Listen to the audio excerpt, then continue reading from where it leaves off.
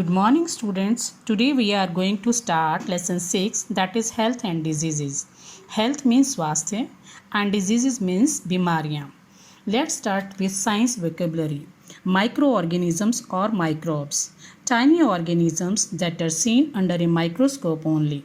वो छोटे छोटे ऑर्गेनिजम्स जिनको हम माइक्रोस्कोप की सहायता से ही देख सकते हैं. These are known as microorganisms. Microscope, an instrument that shows in large view of a thing. जो किसी चीज़ को बहुत बड़ा करके दिखाता है वो इंस्ट्रूमेंट माइक्रोस्कोप कहलाता है. Hypervitaminosis, a condition arising due to excess of vitamins in the body. जब हमारी बॉडी के अंदर बहुत ज़्यादा विटामिन्स इकट्ठे हो जाते हैं और एक ऐसी कंडीशन पैदा हो जाती है उसे हम बोलते हैं hypervitaminosis. Good health. Now, what is a good health? Good health is a state of well-being of body and mind and being free from diseases.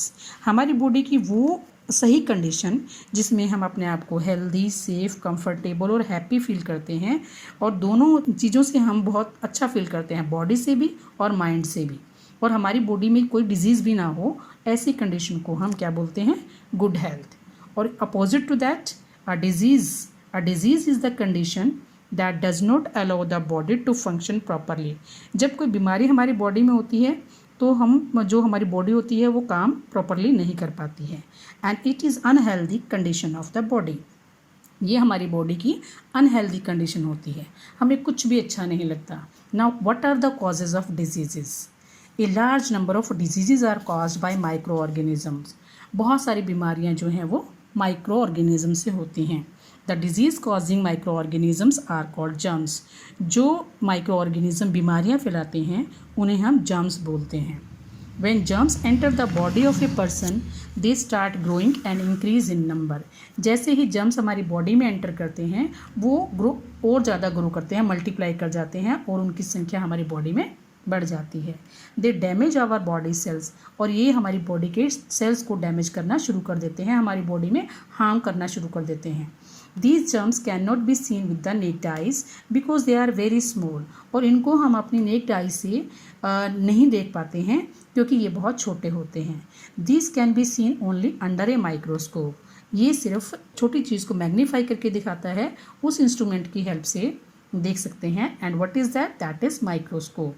Means हम माइक्रोस्कोप की सहायता से ही उन जर्म्स को देख पाते हैं. The germs are carried from a sick person to a healthy person either by direct contact or through air, food, water or insects. ये जो जर्म्स हैं ये बीमार व्यक्ति से हेल्दी पर्सन में डायरेक्ट और इनडायरेक्ट जैसे भी एंटर कर जाते हैं, या तो टच करने से या बाय एयर, फूड, वाटर और इंसेक्ट. सिक पर्सन से हेल्दी पर्सन में एंटर कर जाते हैं और हमें बीमार कर देते हैं. Some common diseases such as cholera, measles, malaria, etc. are caused by different microorganisms. Cholera, measles, malaria जैसी बीमारियां जो होती हैं वो भी माइक्रो ऑर्गेनिजम्स की वजह से होती हैं. Diseases caused by microorganism. First of all, we have to know what are microorganism, tiny organisms, and types of microorganism. There are 4 types of microorganism. What are these? These are bacteria, viruses, protozoa, and fungi. Now, diseases: cholera, typhoid, tuberculosis, tetanus, pneumonia, gastroenteritis, diphtheria, whooping cough. These are caused by bacteria. Measles, AIDS, common cold, viral fever, polio, conjunctivitis, chickenpox, dengue, meningitis. These are caused by viruses.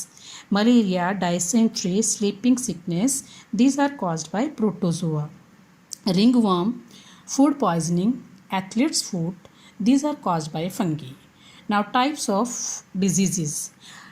There are following 2 types of diseases. There are mainly 2 तरह की diseases होती हैं. First of all, communicable or infectious diseases. Second is non-communicable or non-infectious diseases. There are 2 categories, communicable and non-communicable. Now, first of all, communicable or infectious diseases. The diseases which spread from one person to another are called communicable diseases or infectious diseases. Now, वो बीमारियाँ जो एक व्यक्ति से, एक बीमार व्यक्ति से दूसरे हेल्दी पर्सन में ट्रांसफ़र हो जाती हैं, these are known as communicable diseases. Now, knowledge desk is there. World Organization like WHO, World Health Organization keep track of diseases around the world. They advise and help people in different parts of the world. WHO world organisation like WHO ये पूरी जानकारी हमें बीमारियों के बारे में देते हैं और उनसे कैसे बचा जा सकता है वो पूरी जानकारी भी हमें देते हैं. Young childrens are susceptible to cold as compare to adults. Young childrens are more susceptible to cold as compare to adult. जो छोटे बच्चे होते हैं वो ज़्यादा संवेदनशील होते हैं एज़ कम्पेयर टू एडल्ट, यानी बड़ों की अपेक्षा छोटों में ये ज़्यादा हो जाता है कॉमन कोल्ड, क्योंकि ये कम्युनिकेबल डिजीज़ है. Now next topic is spread of communicable disease. There are various ways by which communicable disease can spread from one person to another. बहुत सारे वो स्रोत होते हैं, साधन हैं जिनकी वजह से जो है बीमारियां कम्युनिकेबल डिजीज़ एक व्यक्ति से दूसरे व्यक्ति में हो जाती हैं. Now spread of communicable disease. There are various ways. First of all through direct contact. Some diseases spread through direct contact with the sick person or by sharing common things like clothing, towel or a handkerchief etc. मतलब ये जो बीमारियां होती हैं ये direct contact से भी हो सकती हैं. जब हम किसी बीमार व्यक्ति की कोई भी चीज़ हम यूज़ करते हैं, लाइक कोई कपड़ा है, क्लोथिंग को यूज़ कर लेते हैं, उसकी टॉवल है वो भी यूज़ करना शुरू कर देते हैं, या उनका हैंकी यूज़ कर लेते हैं, तो उसकी जो जर्म्स हैं वो हमारी बॉडी में एंटर कर जाते हैं. कौन कौन सी बीमारियां जो इससे फैल सकती हैं? Diseases like chicken pox, measles, mumps and ringworm spread through direct contact. ये बीमारियां जो हैं वो डायरेक्ट कॉन्टैक्ट से फैलती हैं. Through air. When a person suffering from a disease coughs, sneezes or spits, the disease causing germs come out into the air and spread all around. कोई भी बीमार व्यक्ति जब खुले में खांसता है, छींकता है या थूकता है तो उसकी बॉडी से जो जर्म्स होते हैं वो बाहर एयर में आ जाते हैं और चारों तरफ फैल जाते हैं. When a healthy person breathes in the air, the germs enter the body and make him sick. और उसी हवा में जब कोई हेल्दी व्यक्ति जो है सांस लेता है तो वो जर्म्स उसकी बॉडी में चले जाते हैं और उसे बीमार कर देते हैं. Common cold, flu and tuberculosis spread through air. कुछ बीमारियां हैं जो बाय एयर फैलती हैं, वो हैं कॉमन कोल्ड, फ्लू, ट्यूबरक्लोसिस जिसे टीबी बोलते हैं. ये भी एयर के माध्यम से फैलता है. Through contaminated food and water. अब जब गंदा खाना हम खाएंगे या गंदा पानी पिएंगे उससे भी जर्म्स हमारी बॉडी के अंदर जा सकते हैं. Food can be source of germs if it is not washed और cooked properly, it is stale और is handled with unclean hands. Food भी जर्म्स का कारण हो सकता है जब हम उसको अच्छे से ना धोएं फ्रूट्स को, या फिर हम उसको अच्छे से ना पकाएं, या जो खाना होता है वो ख़राब हो जाता है और उसको खा लेते हैं, तब भी हमारी बॉडी के अंदर जर्म्स जा सकते हैं. सेकेंडली हमारे जो जब हाथ गंदे होते हैं, हम हैंड वॉश अच्छे से नहीं करते हैं, जर्म्स हमारे हाथों में होते हैं, तो तब भी हमारी बॉडी के अंदर जर्म्स एंटर कर सकते हैं. Vegetables and fruits should be washed with clean water and stored carefully. Fruits, सब्जी और फ्रूट्स को हमें अच्छे से धोना चाहिए साफ़ पानी से और उनको अच्छे से स्टोर भी करना चाहिए. Unclean water is the carrier of germs of many diseases like typhoid, food poisoning, diarrhoea, jaundice etcetera.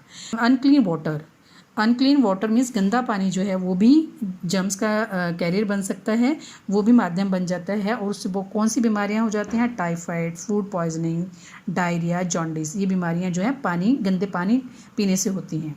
Through animal bite. Animal के काटने से भी जर्म्स हमारी बॉडी में एंटर कर सकते हैं. Some animals also carry germs of different diseases in their body. Some animals also carry germs of different diseases in their body. कुछ एनिमल्स अपनी बॉडी के अंदर अलग अलग बीमारियों के जर्म्स रखते हैं. देयर बाइट में transfer this disease to the victim and hence cause the disease. इनके काटने से भी जर्म्स बॉडी में एंटर कर जाते हैं और बीमारियां फैला सकते हैं. Diseases like rabies spread through a dog bite. Rabies नाम की जो बीमारी होती है वो कुत्ते के काटने से होती है. Next is the through insects. Some insects also carry the germs. Their living organism which carry disease causing germs are called vectors. Insects जो होते हैं, कीड़े मकोड़े, मक्खी, ये जो है ये भी बीमारियां फैलाते हैं. ये ऑर्गेनिज्म वो हैं जो जल्दी से जर्म्स को कैच कर लेते हैं और जर्म्स को एक व्यक्ति से दूसरे व्यक्ति में ले जाने का काम करते हैं, उसे हम क्या बोलते हैं? Vectors.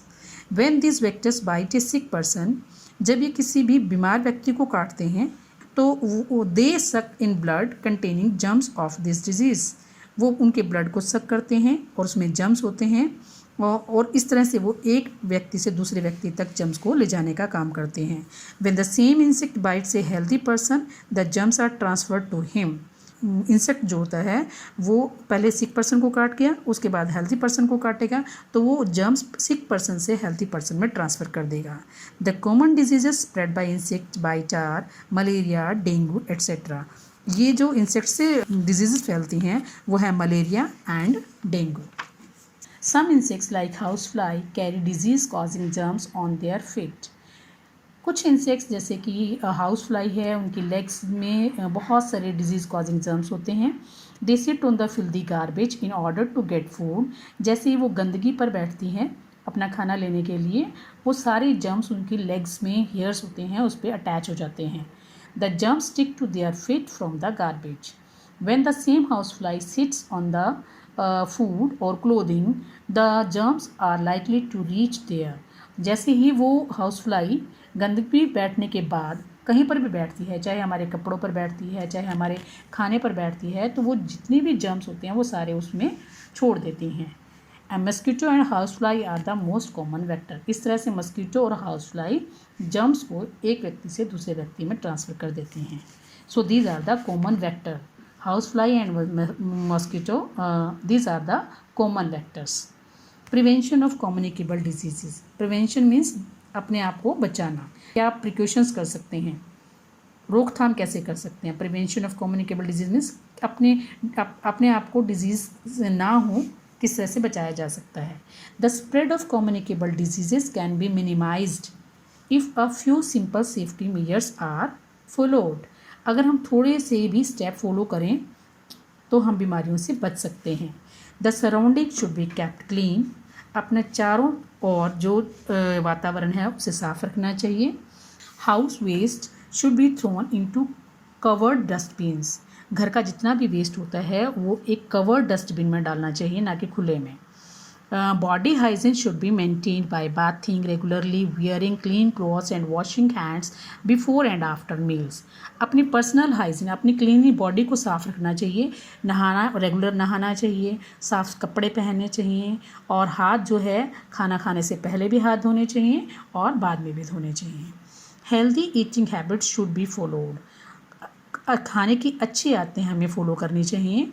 Eat clean food and drink clean water. साफ खाना खाना चाहिए और साफ पानी पीना चाहिए। Uncovered food from a road side stall should not be eaten.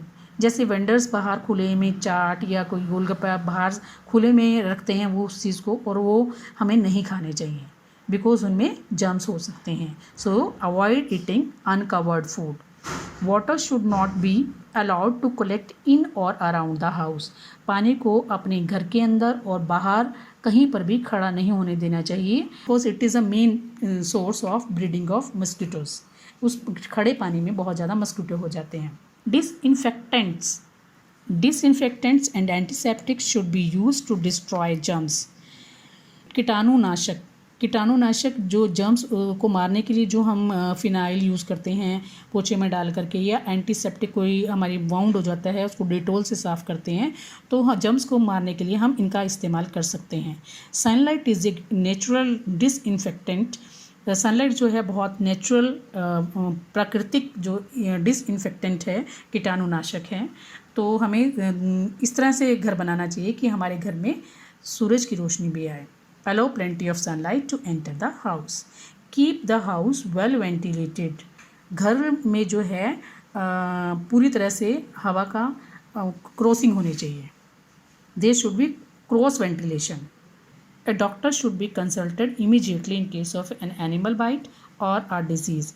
अगर कोई एनिमल बाइट कर जाता है, एनिमल किसी को काट लेता है या कोई बीमारी हो जाती है, तो हमें सबसे पहले डॉक्टर के पास जाना चाहिए, डॉक्टर से कंसल्ट करना चाहिए। Some communicable diseases like polio, tetanus etcetera are very serious and can prove fatal. कुछ बीमारियां बहुत ही खतरनाक होती हैं, सीरियस होती हैं, like polio and tetanus. Scientist have developed vaccines to prevent several diseases. Scientist ने उनके लिए कुछ वैक्सीन्स बनाए हैं। वैक्सीन्स कंटेन डेड और inactive germs in liquid form. Vaccines के अंदर कुछ इनएक्टिव जर्म्स और लिक्विड फॉर्म में होते हैं। The process of giving vaccine to a person is called vaccination. इस तरह से वैक्सीन इंजेक्शन लगाना, जैसे आपने देखा होगा जब आप छोटे थे तो आपको रेगुलरली 6 हफ्ते बाद, 10 हफ्ते बाद, 2 साल के बाद, 5 साल के बाद आपको इंजेक्शंस लगते थे। And this process is known as vaccination. This helps the body develop immunity against a disease. ये इंजेक्शन लगाने से बॉडी के अंदर इम्यूनिटी बनती है। Immunity means capacity to fight against germs, यानी कि हमारे अंदर वो ताकत पैदा हो जाती है कि जर्म्स को हमारी बॉडी के अंदर एंटर नहीं होने देते। अगर हो जाते हैं तो हमारी बॉडी उनसे फाइट कर सकती है और हम अपने आप को बीमार होने से बचा सकते हैं। Immunity is the ability of the body to recognise and destroy germs. Immunity वो ताकत होती है जो जर्म्स को रिकॉग्नाइज करती है और उनको डिस्ट्रॉय कर देती है। Vaccination is given between the age of 0 to 10 years. Means जब बच्चा जन्म लेता है उससे लेकर के 10 ईयर्स तक वैक्सीनेशन दी जाती है। However for some diseases such as hepatitis A and chicken pox vaccine can be given at any age. जबकि दो जो भी डिजीज़ हैं, hepatitis A and chicken pox, उसकी वैक्सीन कभी भी दी जा सकती है। Otherwise there is a full chart, vaccination का एक चार्ट होता है, उसी दौरान उसी पीरियड में हम वो इंजेक्शन लगवा सकते हैं बच्चों को। Vaccination chart, name of the vaccine, BCG and OPV, age at which it is given at birth. जो BCG और OPV का इंजेक्शन होता है वो जैसे ही बच्चे का जन्म होता है तब लगाया जाता है। DPT एंड OPV जो लगता है वो 6 वीक्स में लगता है। DPT OPV again that is 10 weeks, DPT and OPV 14 weeks। तो they are repeating again and again, सप्ताह के हिसाब से, वीक के हिसाब से वो लगते हैं। Measles vaccine and DPT and OPV 9 months, booster dose MMR that is 18 months, DT vaccine tetanus toxoid that is 10 to 16 years। Now what is the meaning of BCG? Bacillus calmette-guerin. This is the combination of various you can say chemicals, BCG Bacillus calmette-guerin, DPT diphtheria, pertussis and tetanus, OPV oral polio vaccine, DT diphtheria and tetanus, MMR measles, mumps and rubella। So these are the diseases and according to this disease, इन disease से बचने के लिए scientist ने कुछ vaccines लगाए हैं जिससे कि शुरू से ही बच्चों के अंदर वो इम्यूनिटी पैदा हो जाए जिससे कि आगे चल करके उनको कोई प्रॉब्लम ना हो, बीमारी ना हो और वो स्वस्थ रहें। So all the students follow the preventive measures to protect yourself from disease and be healthy. Thank you, have a nice day.